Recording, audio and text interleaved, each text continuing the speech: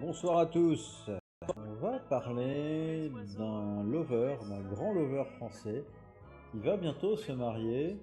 Je veux parler de l'ami Georges Fenech. Et à l'occasion de ce mariage avec Amélie, qui va avoir lieu prochainement, je crois le 31 janvier, on va un petit peu revenir sur la carrière amoureuse de Georges, sur la carrière amoureuse du grand Georges Fenech, de cet homme à femme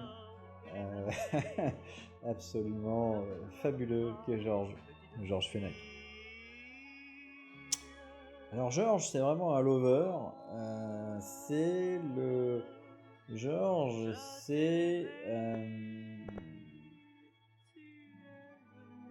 l'homme qui plaît aux femmes un petit peu âgées. Voilà. C'est le beau gosse de plus de 70 ans de CNews, propre sur lui, qui porte beau, bien habillé, avec des bons petits traits de visage, ses petits yeux bleus.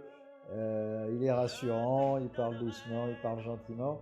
Les femmes aiment bien Georges, et c'était d'ailleurs, le crush de Daniel Moreau. Elle avait dit, Daniel Moreau, c'est une chroniqueuse de Cyril Hanouna, qui est pas toute jeune, et elle était très très amoureuse de Georges Fenech, comme elle l'avait dit à Cyril Hanouna. On va regarder ça, c'est assez rigolo. Et lui aussi, donc il vous en veut pas du tout, il vous adore. Mais vraiment, je l'adore et je le trouve très très beau. Ouais, je trouve que c'est un excellent choix. Il est beau, il est intelligent. Plus que alors là, bien sûr, vous allez me dire, qu'est-ce qu'il va foutre dans cette galère? Surtout cette chose qui doit... Je détends l'atmosphère. Non mais essayez de bien me vendre quoi. Enfin, oui. Il se passe galère, pas... Je vais te dire, tu sais, je prendrai des lunettes à Castaldi. Allez. Bon, c'était assez rigolo. Alors finalement, ce qui est rigolo, c'est que Georges, il a choisi une autre animatrice de Cyril Hanouna, et il est sorti avec elle pendant quelques années. On va le voir après. Alors on va revenir, avant de parler du mariage de Georges avec Amélie, on va revenir un petit peu sur la carrière amoureuse de ce grand séducteur qu'est Georges Fenech.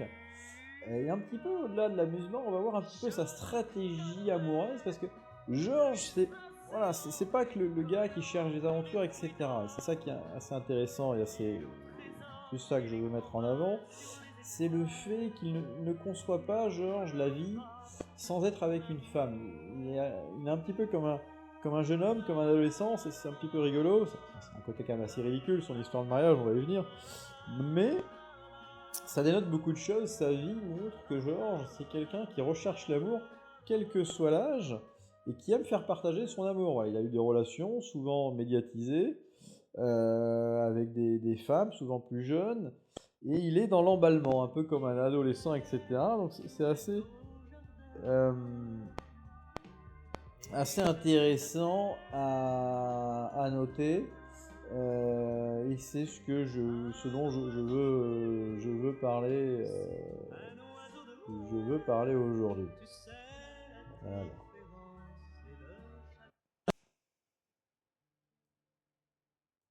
Alors voilà. Donc Georges, il s'est marié une première fois avec sa première épouse, d'avec laquelle il a eu 3 enfants. Il a ensuite divorcé et il s'est remarié avec une femme plus jeune que lui, avec laquelle il a eu un enfant. Il a divorcé, mais à chaque fois, quand Georges se met en couple, il y a de l'engagement, souvent avec enfants et mariage. Mais à chaque fois qu'il se met en couple, c'est quelqu'un qui vit les choses à fond, qui est très impliqué dans la relation. C'est pas quelqu'un qui cherche des aventures, hein. C'est quelqu'un qui cherche l'engagement, qui y croit à chaque fois. Et la 3e fois, il s'est mis avec Hermine. Voilà, c'est elle.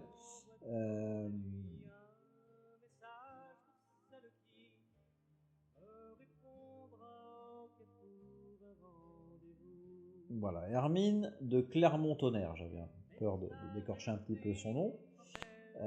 Donc il s'était mis avec Hermine de Clermont-Tonnerre. que l'on peut voir ici. Il est resté en couple assez peu de temps avec elle, mais c'est une mondaine qui aimait bien les soirées, qui avait de l'entre-gens, qui avait ses habitudes dans les soirées mondaines. Elle était un petit peu aristocrate. Et Georges, manifestement, ça lui plaisait beaucoup. Il était très amoureux d'elle. Hein. Il était très amoureux d'elle. Et malheureusement, ça s'est fini fort tragiquement. Et là, c'est pas marrant du tout. Le ton de la vidéo est un petit peu rigolo. Voilà, moi j'aime bien Georges. De toute façon, j'aime bien Georges. Et ça m'amuse un petit peu de commenter sa petite folie de mariage. Parce que c'est quand même une petite folie, faut le dire. Et je pense que ça va mal se terminer cette histoire.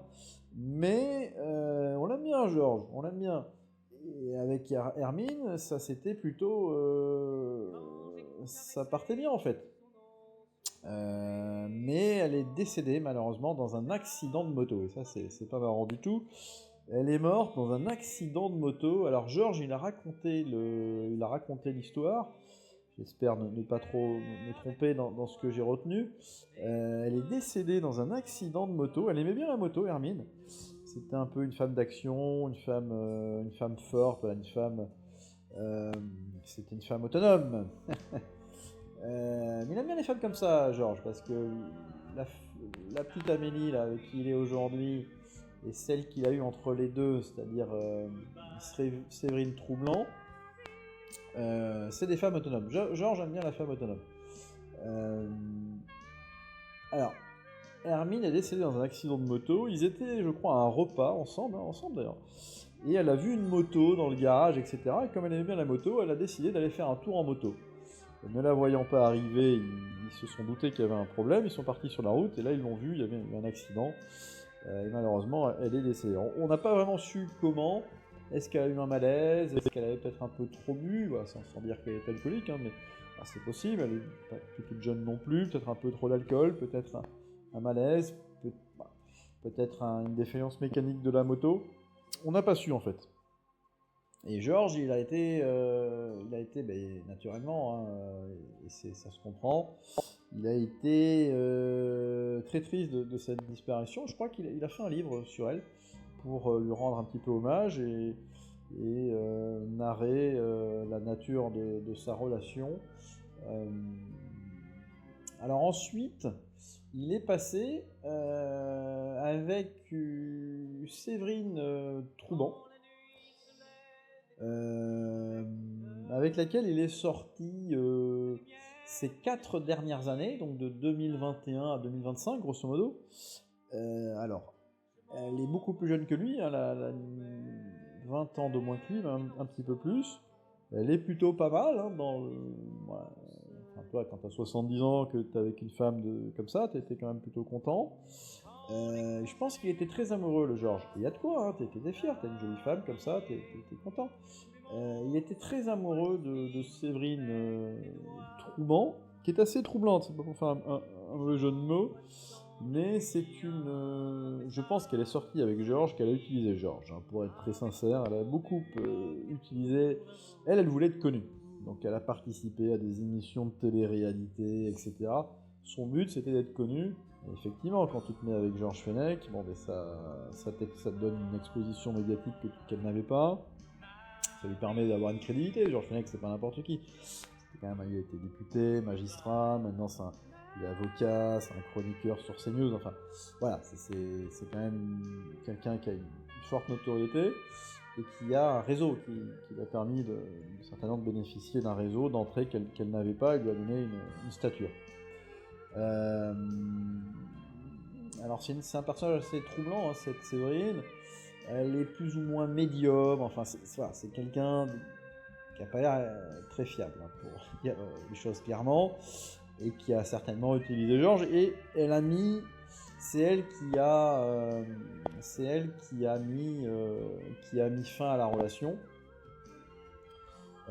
C'est elle qui a mis fin à la relation. Alors elle a fait un tweet dans lequel elle dit bien que Georges et moi soyons séparés, nous sommes en très bons termes. Le lien qui nous unit est unique et durable. Il est temps maintenant de tourner la page avec gratitude et de laisser place à ce qui vient. en clair, elle a largué Georges. Georges a été très triste de cette séparation, puisque il se voyait rester avec elle durablement. Et il a eu ensuite l'attitude d'un adolescent. Tout de suite, il s'est remis en couple avec une autre personne. En l'occurrence, il s'est remis en couple... pardon, je règle la musique. Il s'est remis en couple avec Amélie. Alors, c'est là où c'est assez ridicule, et tout le monde, on va rester poli, mais tout le monde se fiche de la tête de Georges. Parce que il connaît la demoiselle depuis quelques jours seulement, et ils veulent vivre ensemble et se marier. Au bout de quelques jours, il a rencontré Amélie, et 5-6 jours après, ils vivent ensemble et ils veulent se marier. Donc c'est vraiment, on va écouter, c'est vraiment l'attitude, une attitude véritablement d'enfant en fait. C'est une attitude... Ah, il fait ça pourquoi ? Il fait ça, je vais vous expliquer après pourquoi il fait ça, mais on va d'abord écouter Georges.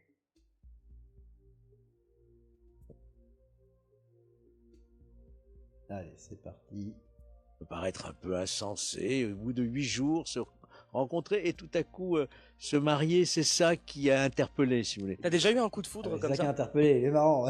C'est ça qui a interpellé, si vous voulez. Oui, ça interpelle, Georges. Quand tu te maries au bout de 6 jours, je te confirme, ça interpelle.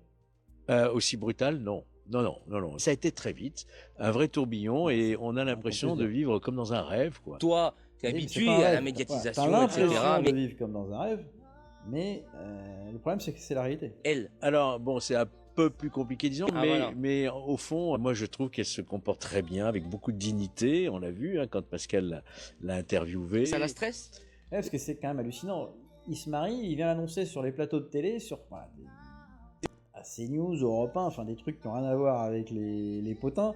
Enfin, c'est complètement lunaire en fait cette histoire. Il vient à la télé dire je me marie avec Amélie, t'as Pascal Praud qui l'interviewe. Enfin, c'est hallucinant. Elle aimerait que ça se pose un petit peu. Tu vois, elle aimerait que voilà. Ça fait beaucoup. Oui, elle trouve que ça fait un peu beaucoup parce que c'est vrai que ça a des répercussions. La famille l'apprend par la radio, vous vous rendez compte. Le fils m'a envoyé un texto, papa, est-ce que t'as bu Il est spécial ce genre. Il est dans l'emballement. Alors, en fait, il est dans une attitude. Alors, on peut décortiquer psychologiquement ce qui se passe dans la tête du Georges. Ce qui se passe, c'est comme c'est complètement aberrant. Il veut se convaincre que c'est important avec elle. En fait, il est tellement triste d'être tout seul et d'avoir rompu, de s'être fait larguer, mais par Virginie, que là, il est obligé d'en faire des caisses pour se mentir à lui-même en quelque sorte et se convaincre, s'auto-persuader que Amélie c'est la bonne. Et donc, ils font un truc branquignol. Ils se marient au bout de 5-6 jours et ils vivent ensemble au bout de 5-6 jours. Alors, à la limite, pourquoi pas vivre ensemble au bout de 5-6 jours. Bon, déjà, c'est aberrant, mais à la limite, tu te trompes, tu les redéménages et c'est pas très grave. Mais le mariage, ça a des conséquences. Ça a des conséquences juridiques extrêmement graves. Donc ça, c'est une folie, en fait. Voilà, maintenant il va falloir expliquer. Qu'est-ce qu'elle te dit, ta famille? Ma famille, c'est félicitations papa. Et sur la rapidité du passé. Oui, bon, la rapidité, t'es sûr de toi? Bah oui, je suis sûr de moi. J'ai pas de temps à perdre, de toute façon, comme tu me l'as rappelé gentiment, un petit peu une vie quand même déjà. Et puis on a tellement de projets plein les yeux, quoi. Voilà, et des rêves qui sont devant nous. Et tant que Dieu me prête vie et santé, on va les réaliser. Merci. Bon. Oui, je suis plutôt d'accord avec lui. Il est en bonne santé, il a plus beaucoup de temps peut-être dans cet état, mais pourquoi te marier en fait? Tu te maries parce que tu veux t'auto-convaincre que désormais tu auras une compagne avec qui tout va être bien sur le long terme. Et c'est pas en te mariant et en vivant avec elle aussi vite que ça va être le cas en fait. Voilà. Alors, sans prendre trop de temps à ton âge, tu aurais pu peut-être attendre quelques mois avant de vivre avec elle, et je vois pas l'intérêt de te marier en fait, Georges. Mais sincèrement, parce que ça, je suis sûr que ça va terminer par un divorce. Parce que Georges, il a du mal à rester heureux avec les femmes. Il a divorcé déjà 2 fois, donc il s'est séparé de plusieurs femmes. C'est très vraisemblable que cette histoire se termine mal en fait. Et se termine vraisemblablement par un divorce, une séparation. Moi j'en suis convaincu. J'en suis convaincu que cette histoire va mal se terminer. Elle commence mal. En plus, la médiatisation, le ridicule de tout ça, parce que c'est quand même assez ridicule, va pas aider non plus. Je suis pas sûr que Pascal Praud lui ait rendu un grand service en médiatisant cette affaire.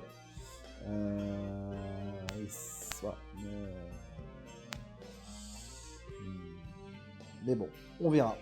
On verra. Affaire à suivre. Les amours de Georges, c'est à suivre. A bientôt pour une prochaine vidéo. Merci.